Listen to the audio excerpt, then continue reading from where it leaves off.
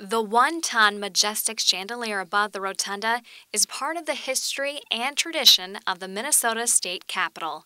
It's something that people have seen for 108 years. So one of the first things you do when you walk into the rotunda, your natural inclination is to look up. And so what you see is a large chandelier. And that was the intent. It's like you have a huge inner dome that needs to have some decoration or some feature to really kind of be that focal point. The chandelier was installed before the Capitol's grand opening in January of 1905. It was known in those days as the Electrolier. Brian Pease from the Minnesota Historical Society says that state capitol architect Cass Gilbert had a hand in its design. He came up with just an overall size that he wanted, and so then he let the Mitchell Vance Company was the manufacturer of the light. They were a company in New York City, and they did other chandeliers within the state capitol. The two large chandeliers in the reception were also contractor made by them. 2 years ago, the chandelier was lowered so that the dome's roof and water drainage system could be repaired. Lowering the chandelier is a rare occurrence. It's pretty remarkable. It hadn't been lowered since 1979, so you're looking at about 30 years of grime and dirt and all kinds of stuff attached to all these beautiful crystal beads. And so when we lowered it in August of 2010, just by virtue of lifting up the doors or even rubbing your hands on the beads, your hands would be black, a black sooty greasy film.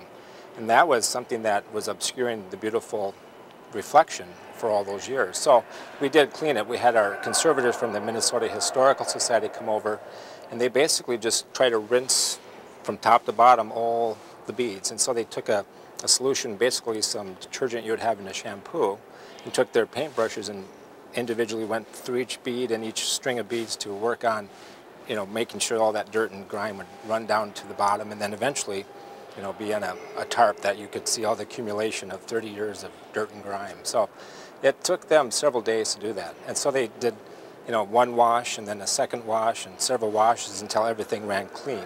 After the thorough cleaning, the chandelier was ready to shine again.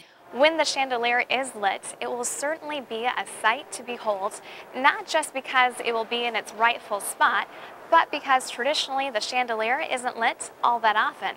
We turn it on every statehood day, which is May 11th. We turn it on for governor's inaugurations. If there's a politician, important political leader that's laying in state, we kind of ceremonial turn on that light out of respect for that person. And also we do some special events through the State Capitol Historic Site that we will turn that on as kind of a feature of that tour. So it's maybe on, a few days a year, maybe, not any more than 100 hours a year at any given time.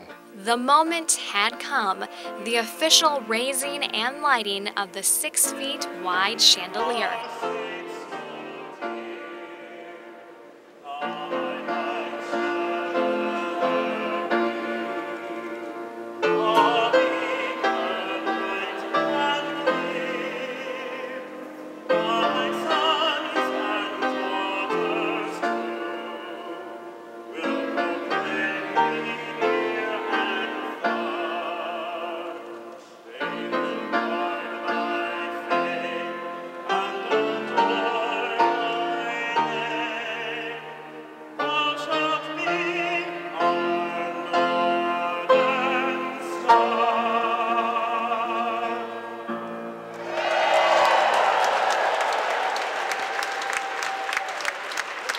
Legislators, Capitol staff, and members of the public applauded as they took in the glow of the crystal chandelier. The bulbs inside there are 60-watt traffic bulbs, so they're really long-lasting. They're incandescent bulbs, partly because we want to get a truer reflection.